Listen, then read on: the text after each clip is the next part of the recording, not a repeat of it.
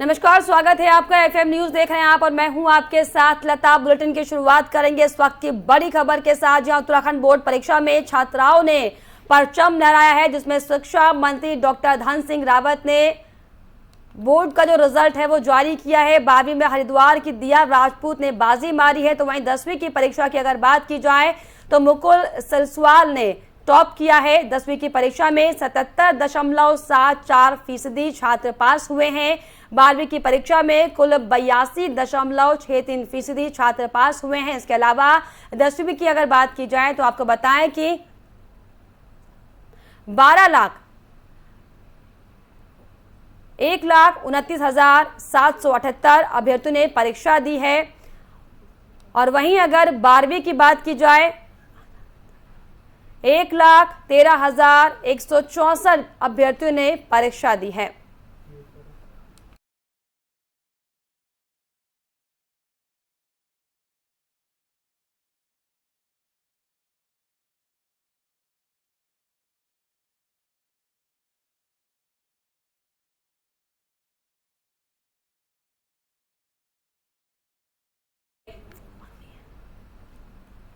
आपको बताएं कि छात्राओं ने हालांकि परचम लहराया है। शिक्षा मंत्री धन सिंह रावत ने बोर्ड का रिजल्ट जो है वो जारी किया। हालांकि इसको लेकर सीएम धामी ने टॉपर्स को बधाई दी है।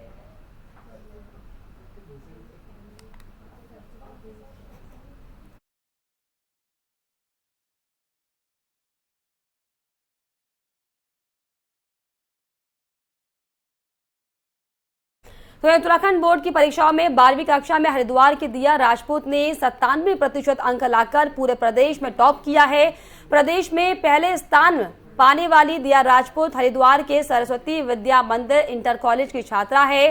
परीक्षाओं के नतीजे सामने आने के बाद दिया के घर बधाई देने वालों का तांता लगा हुआ है। दिया के पिता पदम राजपूत फैक्ट्री कर्मचारी हैं और मां आपको बताएं कि गृहिणी है। दिया का ये कहना है कि फैमिली और शिक्षकों से उन्हें काफी सहयोग मिला, जिसकी वजह से ये संभव हो सका है और आगे चलकर वे आईएएस ऑफिसर बनना चाहती हैं।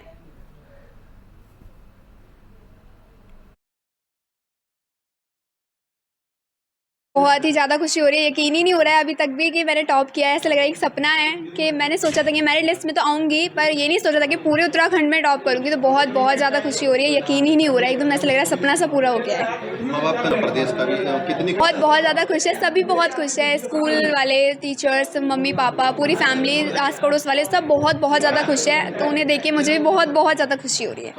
तो मैं अपने मम्मी पापा को, अपनी फैमिली, सबको ही मतलब वैसे तो सबसे ज़्यादा सपोर्ट मेरे पापा मम्मी दोनों ने ही किया है, तो मैं उनको अपना ज़्यादा अच्छा आइडियल मानती हूँ। वैसे मैं आगे आईएएस ऑफिसर बनना चाहती हूँ, जिसकी तैयारी मैंने अभी से शुरू कर दी है। और मैं चाहती हूँ, मैं बिल्कुल आईएएस ऑफिसर बनना ही चाहती हूँ, जिसकी मैं पूरी कोशिश करूँगी कि मैं बनूँ।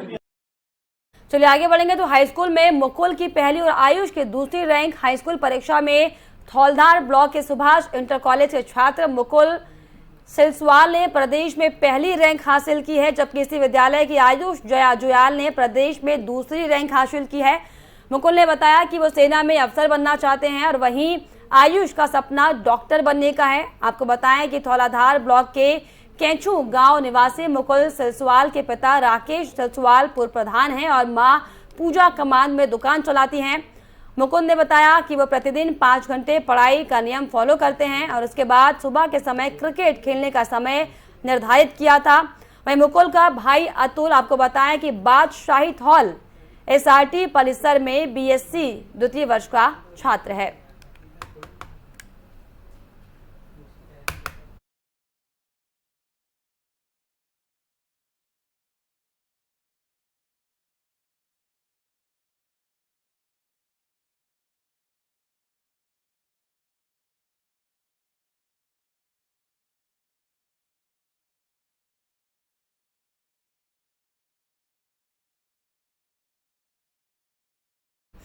वहीं मुख्यमंत्री पुष्कर सिंह धामी ने उत्तराखंड विद्यालय शिक्षा परिषद के 10वीं और 12वीं की परीक्षा में सफल हुए छात्रों को बधाई एवं शुभकामनाएं दी हैं। मुख्यमंत्री ने कहा कि 12वीं की परीक्षा में सफल हुए छात्र उच्च शिक्षण संस्थानों का हिस्सा बनकर देश व समाज की सेवा के लिए अपनी सक्षमता साबित करेंगे। उन्होंने ये भी कहा कि हमारे युवा छात्र देश के भावी नागरिक हैं। उन्होंने सभी के उज्जवल भविष्य की भी कामना की है।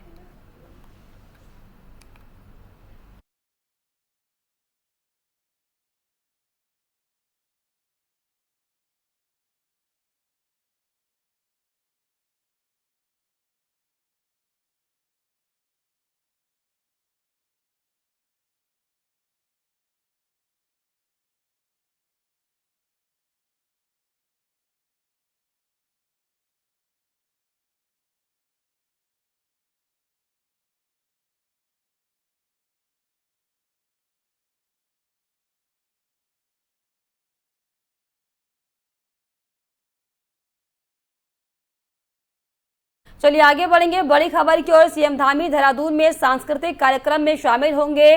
2 बजे सीएम आवास में शासकीय कार्य पूरा करेंगे सीएम धामी। इसके अलावा शाम 6 बजे आपको बताएं कि सर्किट हाउस काठगोदाम पहुंचेंगे सीएम धामी। हल्द्वानी में बीजेपी कार्य समिति में शामिल होंगे। तो बड़ी खबर आपको बता रहे हैं, जी हाँ, बीजेपी की 2 दिवसीय कार्य समिति की बैठक हल्द्वानी में शाम 4 बजे शुरू होगी। बैठक में प्रदेश प्रभारी दुष्यंत गौतम शामिल होंगे। इसके अलावा प्रदेश अध्यक्ष मदन कौशिक और सीएम धामी इस बैठक में शामिल होने वाले हैं। बैठक में बीजेपी के 300 से ज्यादा पदाधिकारी भी शामिल होंगे और साथ ही साथ बैठक में संगठन स्तर पर कार्यक्रमों की समीक्षा की जाएगी। इसके अलावा बैठक में एक राजनीतिक प्रस्ताव भी लाया जाएगा। 2024 के लोकसभा चुनाव को लेकर भी इस बैठक में खास चर्चा की जाएगी। इसके अलावा मंत्रिमंडल के विस्तार और दर्जाधारियों को शामिल करने पर भी खास बातचीत की जाएगी। संगठन में तय किए जाएंगे बीजेपी के आगामी दिनों के कार्यक्रम। तो बड़ी खबर आपको बता रहे हैं, जहां आज खास बैठक हल्द्वानी में शाम 4 बजे होगी, जिसमें आगामी लोकसभा चुनाव से लेकर मंत्रिमंडल विस्तार सहित तमाम कई मुद्दों पर बातचीत होगी। कई अहम विषयों पर आज मुहर सीएम धामी लगाने वाले हैं।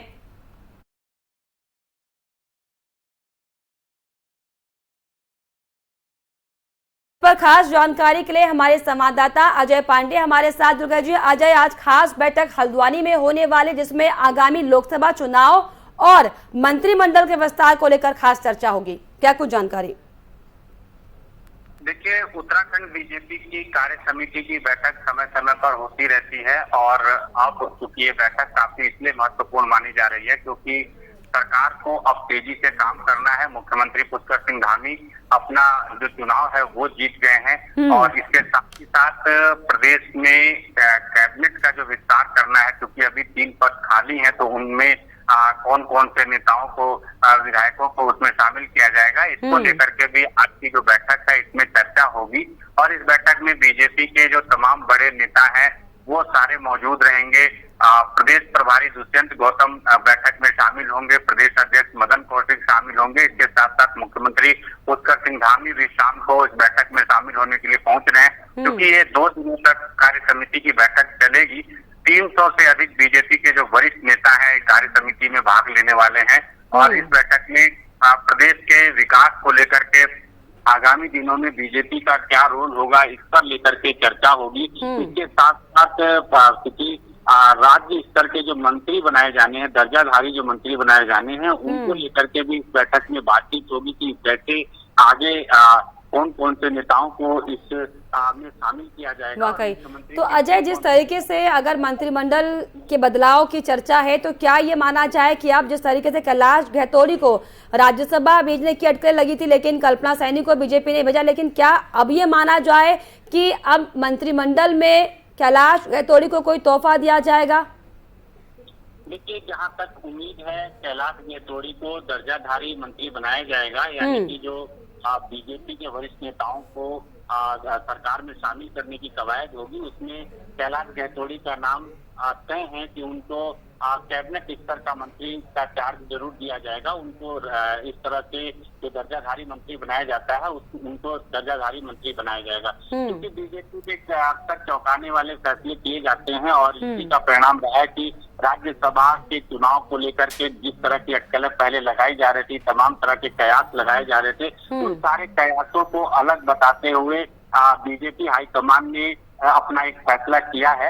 हालांकि चूंकि जो कार्य समिति की बैठक होगी, इस बैठक में एक प्रस्ताव ये भी पास किया जाएगा कि प्रधानमंत्री नरेंद्र मोदी के नेतृत्व में जिस तरह से देश आगे विकास कर रहा है और उत्तराखंड को लेकर के केंद्र सरकार ने तमाम बड़े पैकेज दिए हैं, उत्तराखंड में कई केंद्रीय योजनाएं चल रही हैं, तो उन योजनाओं की प्रगति को लेकर के यहाँ पर चर्चा भी की जाएगी और एक प्रस्ताव पास करके पीएमओ को भेजा जाएगा। धन्यवाद प्रस्ताव रखा जाएगा, क्योंकि प्रधानमंत्री नरेंद्र मोदी के नेतृत्व में उत्तराखंड काफी तेजी से विकास किया जा रहा है, तो इस पर भी चर्चा होगी और तमाम ऐसे विषय हैं जिसको लेकर के बीजेपी के नेता 2 दिनों तक मंथन करेंगे, चिंतन करेंगे, आपस में बातचीत करेंगे और आगामी रणनीति तैयार करेंगे कि उत्तराखंड में बीजेपी को क्या क्या काम करना है, आने वाले दिनों में बीजेपी का क्या रोल रहेगा और प्रदेश सरकार और प्रदेश संगठन दोनों के बीच में तालमेल कैसे बिठाया जाए, अगर कहीं पर कोई गतिरोध जैसी स्थिति है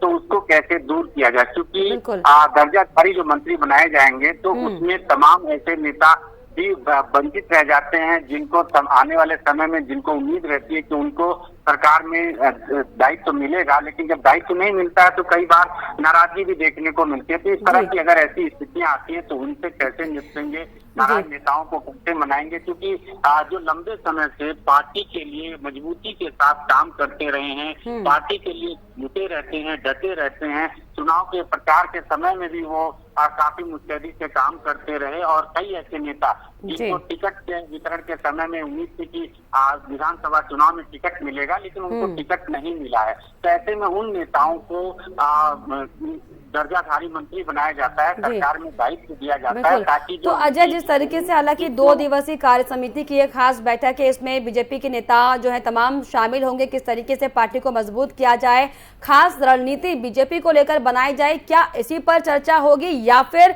इन बातों का भी ख्याल रखा जाएगा कि उत्तराखंड वासियों के लिए क्या कुछ नया हो, किस तरीके से धरातल पर काम तेजी के साथ हो, ताकि आम जनता जो अलग अलग क्षेत्र में प्रभावित हो रही है उस पर किस तरीके का कोई फोकस क्या होगा इस मीटिंग में, जनता के लिए कुछ निकल कर क्या कुछ आएगा इस मीटिंग में? जी बिल्कुल, देखिए चूंकि बीजेपी की एक सबसे बड़ी खासियत है कि जैसे चुनाव खत्म हो जाता है तो आगे की रणनीति को लेकर के बीजेपी में हमेशा बैठकों का जो दौर है वो चलता है, क्योंकि आने वाले दिनों में लोकसभा के भी चुनाव होने हैं और स्थानीय निकायों के भी चुनाव होने हैं, तो जनता से जुड़े जो मुद्दे हैं उनको कैसे फोकस रखा जाए, उन पर किस तरह से तेजी से काम हो, और प्रदेश सरकार की जो नीतियां हैं वो नीतियां जनता तक पहुंच रही हैं तो कितनी तेजी से, कितनी प्रभावशाली तरीके से पहुंच रही हैं, इन तमाम विषयों को लेकर के ही इस तरह की बैठकों में मंथन होता है, चिंतन होता है। और क्योंकि बीजेपी की जो कार्य समिति की बैठक है, उत्तराखंड के बड़े नेता इस बैठक में शामिल होते हैं, तो आगामी दिनों की जो रणनीति बनाई जाती है पार्टी स्तर पे, पार्टी के नेताओं को क्या करना है, कौन कौन से ऐसे विषय हैं जिनको लेकर के आगामी दिनों में जनता के बीच जाना है और जन समस्याओं को लेकर के कैसा फोकस करना है, किस तरह का काम करना है, सरकार के साथ कैसे तालमेल बिठाना है, तमाम ऐसे विषय हैं जिनको लेकर के इस तरह की बैठकों में चर्चाएं होती हैं। और क्योंकि ये 2 दिनों की बैठक है, आज शाम को ये बैठक शुरू होगी और कल पूरे दिन भर ये बैठक चलेगी, तो इन बैठकों में इन्हीं सब विषयों पर विस्तार से चर्चा की जाएगी, बातचीत की जाएगी, और बीजेपी का जो आगामी रोड मैप है उस रोड मैप पर विशेष तौर पर फोकस किया जाएगा। क्या बीजेपी का आगामी रोड मैप होगा, हालांकि देखने वाली बात होगी। बहुत शुक्रिया आपका अजय तमाम जानकारियों के लिए।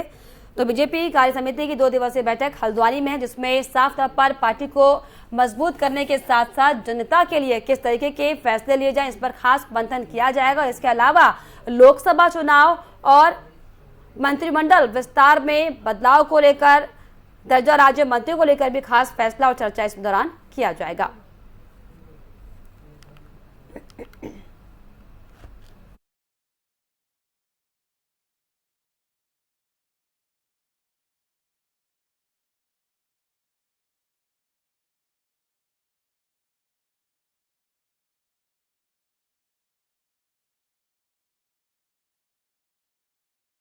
वहीं चंपावत उपचुनाव में कांग्रेस को मिली करारी हार के बाद पूर्व सीएम हरीश रावत का बड़ा बयान सामने आया है। अभी तक हरीश रावत हार पर चुप्पी साधे हुए थे, लेकिन अब हरिद्वार में एक धार्मिक कार्यक्रम के दौरान हरीश रावत ने चुप्पी तोड़ दी है। हरीश रावत ने कहा कि चंपावत चुनाव का परिणाम पहले से ही तय था, मगर जिस तरह से जीत का मार्जिन बढ़ाने की होड़ पूरी भाजपा सरकार में मची हुई थी, उसका परिणाम कांग्रेस से ज्यादा उत्तराखंड की राजनीति और उत्तराखंड के लिए चिंताजनक है। हालांकि हरीश रावत ने चुनाव में मिली करारी हार के लिए किसी को जिम्मेदार नहीं ठहराया और कहा कि हार की जिम्मेदारी पार्टी और पार्टी अध्यक्ष तय करेंगे। हरीश रावत ने कहा कि चंपावत उपचुनाव में मार्जिन बनाने के लिए लोकतंत्र को कुचला गया है, वो राज्य के लिए चिंताजनक है। हरीश रावत ने यह भी कहा कि वो लोकतंत्र को बचाने की लड़ाई लड़ेंगे और इसके खिलाफ आवाज बुलंद की जाएगी। देखिए, परिणाम तो पहले से ही तय था, मगर जिस तरीके से मार्जिन बढ़ाने की होड़ लगी रही पूरी सरकार में, कितना मार्जिन बढ़ा दिया जाए, वो उसके परिणाम कांग्रेस से ज़्यादा जो है राज्य की राजनीतिक और लोकतंत्र के लिए चिंताजनक है। वो पार्टी तय करेगी, पार्टी अध्यक्ष तय करेंगे, मगर हमको देखना यह है कि जो लोकतंत्र को नुकसान हुआ है, लोकतंत्र को कुचलने की, लोगों की आवाज़ को कुचलने की, प्रतिपक्ष सशक्त रहेगा तो उससे लोकतंत्र मजबूत होगा। तो वहाँ जिस प्रकार से कितना मार्जिन बढ़ा लिया जाए और उसके लिए कोई भी तरीके इस्तेमाल कर ली जाए, जो समाचार आए हों चिंता। लेकिन लोकतंत्र बचेगा कैसे रावत जी? मैंने कहा स्थितियाँ चिंताजनक है और हम लड़ेंगे और इसके खिलाफ आवाज़ बुलंद करेंगे।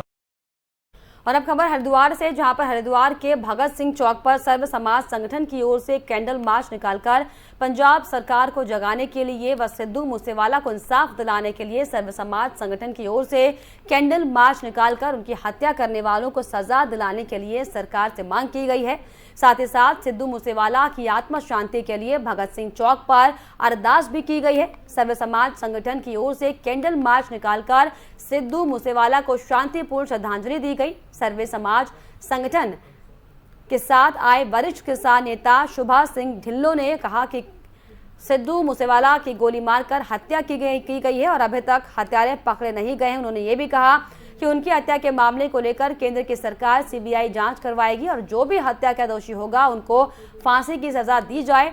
कैंडल मार्च को लेकर उन्होंने जानकारी दी कि विरक्त कुटिया से इस कैंडल मार्च को प्रारंभ किया गया था, जिसका समापन भगत सिंह चौक पर किया गया, जिसमें सर्व समाज संगठन के 36 बिरादरियों ने मिलकर इस कैंडल मार्च को निकाला है और सिद्धू मूसेवाला को शांतिपूर्ण श्रद्धांजलि अर्पित की है।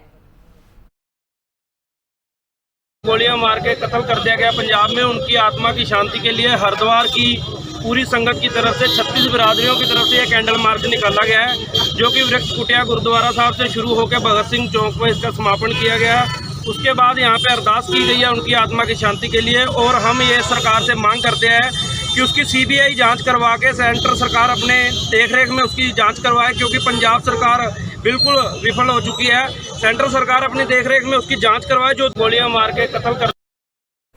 वे आगे बढ़ेंगे। पिथौरागढ़ में पिकअप वाहन दुर्घटनाग्रस्त हो गई है। आपको बताएं कि खाई में दरअसल पिकअप वाहन गिर गया, जिसकी वजह से कई यात्री इसमें घायल हुए हैं। पिकअप वाहन में 4 लोग सवार थे। एसडीआरएफ और पुलिस ने रेस्क्यू किया है, जिसके बाद सभी घायल लोगों को जिला अस्पताल में भर्ती कराया गया। वहीं 2 घायलों ने इलाज के दौरान दम तोड़ दिया है। बताएं कि पहाड़ों पर सड़क हादसे थमने का नाम नहीं ले रहे। मंगलवार सुबह पिथौरागढ़ में एक और सड़क हादसे में 4 लोग गंभीर रूप से घायल हुए हैं, जिसमें से 2 घायलों ने इलाज के दौरान दम तोड़ दिया। बताया जा रहा है कि 11 देवी के समीप पिकअप वाहन डिवाइडर से टकराकर रोड पर पलट गया था, जिससे सवार यात्री थे वो छिटक कर गहरी खाई में जा गिरे। सूचना पर मौके पर पहुंची पुलिस और एसडीआरएफ ने रेस्क्यू कर घायलों को खाई से बाहर निकाला और 108 वाहन की मदद से अस्पताल में भेजा है।